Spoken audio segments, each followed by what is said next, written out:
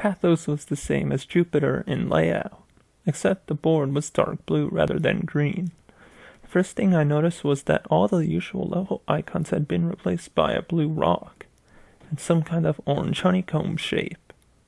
There was one icon that had part of the jungle icon shape, but I didn't pay much thought to it. I checked the other side of the board to see the new monster. Instead of Fedora, it was Biolante. That couldn't have been right. Godzilla vs. Biolante didn't come out until 1989, and this game was made in 1988. Perhaps Toho put Biolante in the game to build excitement for the movie next year, but changed their minds. I tried to rationalize the game's abnormalities any way I could, but this would prove to be futile. Pathos' map song was the first new song I heard in the game. Like most of the new songs, it was hard to describe, but I'll try. It started out slow and suspenseful, much slower than any song in the game. But every 12 seconds or so, there would be a loud clashing sound, and the tempo changed. It was like the composer randomly played parts from 5 different songs with the same instruments.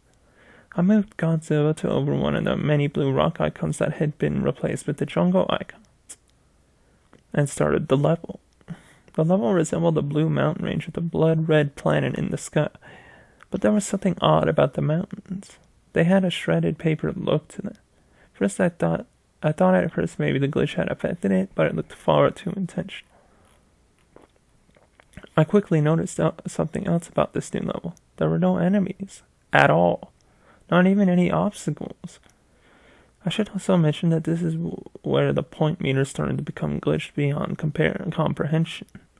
But it didn't bother me much. I never keep up with game points. So without having to focus on anything, I listened to the music while walking through the level unopposed. The music had a sorrowful feel to it. It would have been rather pleasant had I heard it in the normal game. The level went on for 3 screens, but with no obstacles around, I finished it very quickly. I tried other levels at the same time to see if any enemies appear, but there were none. There was else little to be seen in the Blue Mountains, so I tried the other level type. I started one of the orange levels, and my eyes were assaulted with the grotesque background of tumorous orange eyes. The sky was the same as the ground, so I assumed the game was indicating that this level takes place in a cave. The only enemies here were Matango spawn, but as you can see, the little bastards were everywhere. The music certainly didn't help, with a mixture of screeching sounds and loud drum beats that sounded like a monster's theme in a horror film. After completing it, I tried to avoid playing through any more of these levels whenever I could. The map was so short so it was only a few minutes before I was headed towards a rematch with Godzilla and Maguire. But this time, their sprites and attack patterns were vastly different. I fought Maguire first. Maguire's replacement was a flying machine with a slight resemblance to a Pascagoula alien. It was a bit like fighting Mothra, except only it moved with a lot more grace. It attacked by spinning its front tentacle like a corkscrew.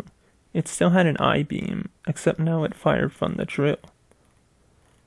The slinky aberration had replaced Godzilla, and the new beast was more of a challenge. It would run and jump at a fast pace, constantly swinging its arms around, making it hard to get close. And of course, it tried to pin me in the corner with as much annoying resolve as possible. I defeated it using a combination of tail whips and heat beam spamming.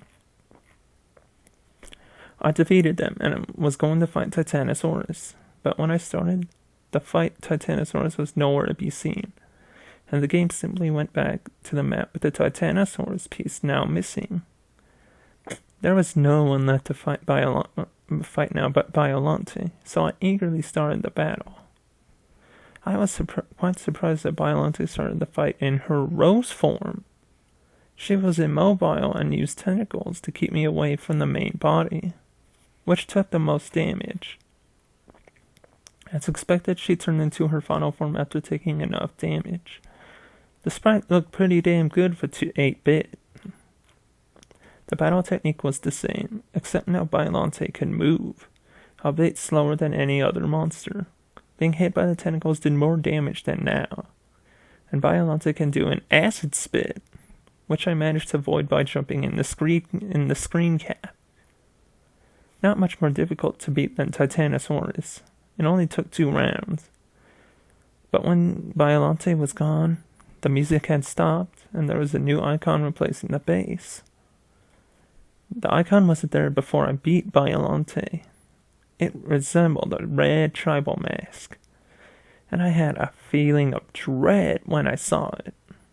But since it replaced the bass, it must be the only way to exit Pathos. I moved Godzilla to the square and started the level.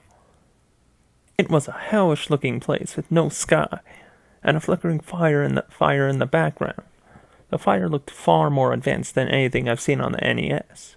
There was music, in the form of a slow, steady drum sound resembling a heartbeat. All the text on the top of the screen and the light bar were gone. In their place was a single bit of text in the middle of the screen that said, "Run." My feeling of dread had intensified. I cautiously walked through the level, but like the Blue Mountains, there were no enemies. I paced around for a minute before thinking, run? From what? The first time it hit me, I didn't even see it. I heard a noise outside my room and turned back to see if something fell. But when I looked back, Godzilla was dying. I figured it must have just been a glitch, but I wasn't going to play through the game without Godzilla, so I restarted the game and went to the password screen. Have I ever mentioned how creepy the password screen music is?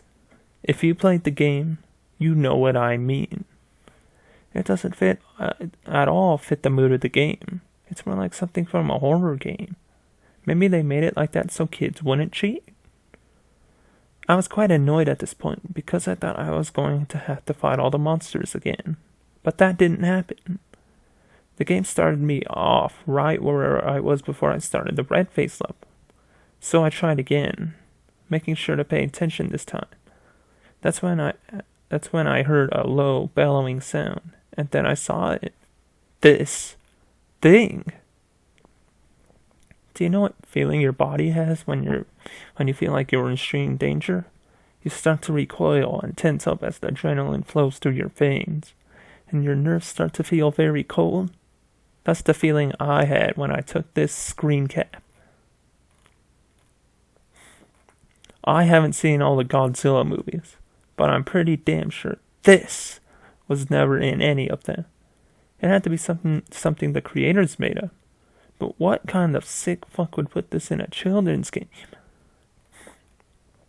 By sheer dumb luck, or perhaps the adrenaline boost, I managed to run fast enough to get away from it. It ran very fast, so much so that if you saw it, you were almost certainly going to die. And when I say die, I mean your monster gets killed instantly if the creature touches them. Once I had gone back to the map, I was so afraid that I was extremely tempted to shut off the game and try to pretend this never happened. I couldn't believe what I had just seen. It couldn't have been real. And even if I wanted to continue, I still had to get Mothra through this chase level. But as I stayed inactive on the map screen for a few seconds, my fear was replaced by burning curiosity. What the hell had just happened? What was the rest of the game like?